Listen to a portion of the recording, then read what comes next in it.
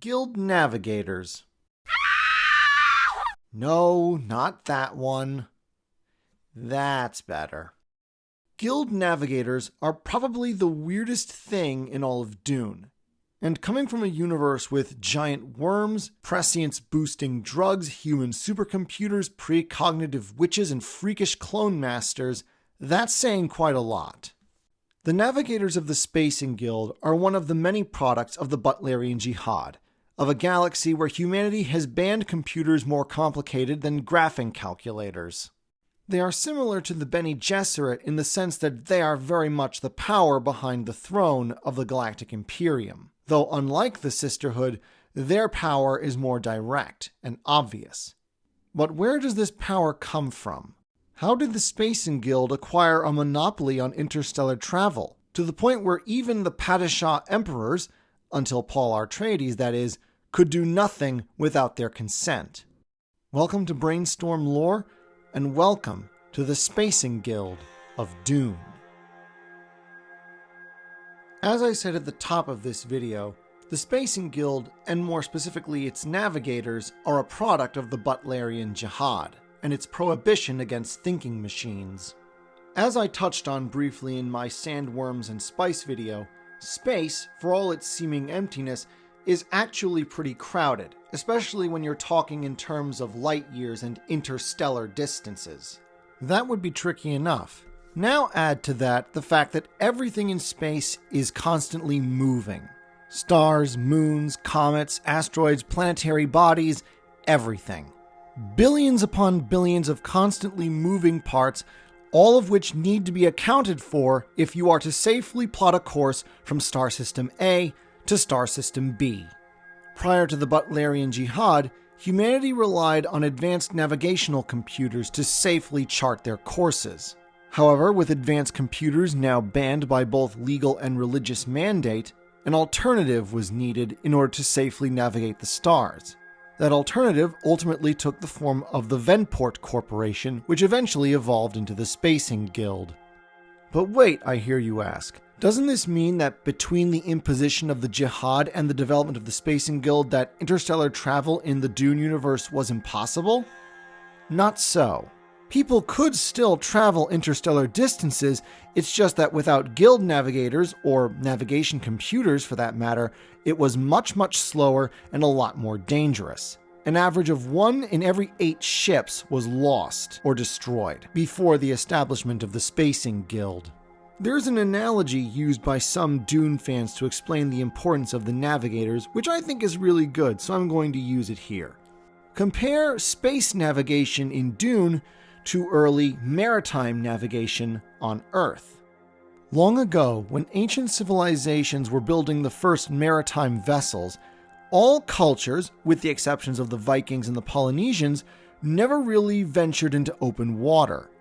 They preferred to hug the coastline, relying on geographical landmarks to determine their location. Open water, completely out of sight of land, was very much terra incognita. You didn't know where you were, how far away you were from your destination, and only the roughest idea of what direction you were going in, assuming the sky was clear enough for you to see the sun. And it was only with the development of astral navigation techniques and tools that people were able to safely cross the ocean and not get lost. And that really is the difference between a ship with a guild navigator and a ship without in the Dune universe. Once again, if you're going by the original 6 Frank Herbert books, details about the Spacing Guild itself are sparse. This is partly because in-universe, the Spacing Guild likes to keep certain secrets about itself to itself, but mostly it's because Frank Herbert seems mainly focused on theme and plot. Most information that is not directly related to the characters of his books or the events going on Arrakis itself are mostly known through offhand comments and asides. For example, it's common wisdom in the Imperium that the first ships to use guild navigators were developed by a man named Aurelius Venport, a rich businessman and owner of the Venport Corporation, which eventually evolved into the Spacing Guild. In reality, though, the true inventor of these ships, known as Highliners, was Venport's wife, Norma Sevna, But we only know this because in God Emperor of Dune, Leto II happens to mention this to another character. Fortunately, unlike the Butlerian Jihad which spawned it, we do know a bit more about the Spacing Guild itself. For example, we know that Navigators function by using the prescience brought on by massive spice consumption to safely plot out courses over interstellar distances, making space travel much faster and much safer. Such abilities, though, come at the price of intense spice addiction and eventually physiological mutations. Advanced navigators are described as having elongated bodies, enlarged heads, and long webbed fingers and toes. They don't seem to mind this particularly, though. We also know that the Spacing Guild, because they are the only ones who know how to produce guild navigators, hold a monopoly over interstellar travel, only slightly kept in check by the fact that the aristocracy owns shares of the spice production industry, including the Padishah Emperor himself. Of course, this is only a slight check on the guild's influence, and we are told in the first book that even the Emperor himself cannot take action that the guild disapproves of. However, this is mainly because the guild has successfully managed to conceal, for centuries now, the severity of their dependency on the spice. The revelation of this dependency is indeed part of the epiphany that Paul Atreides, the main character, has when he survives consuming the deadly water of life. By the conclusion of the first book, Paul has become the new emperor, and he is able to control the Spacing Guild by exposing this dependency on spice and threatening to destroy it all if they don't do as he says, thus putting them, and by extension the entire galaxy, under his thumb. Resentment over this loss of power would ultimately motivate the Spacing Guild to join in a conspiracy by the Bene Gesserit to either eliminate Paul or at the very least break his absolute power over the spice and thus over them.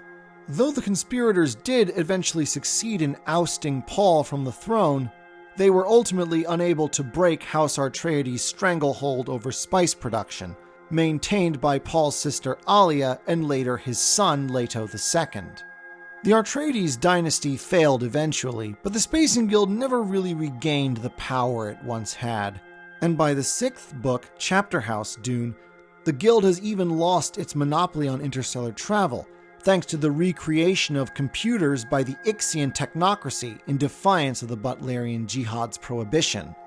And that's about it for the Spacing Guild and its navigators, one of the many bizarre and unique things that make the Dune universe so iconic.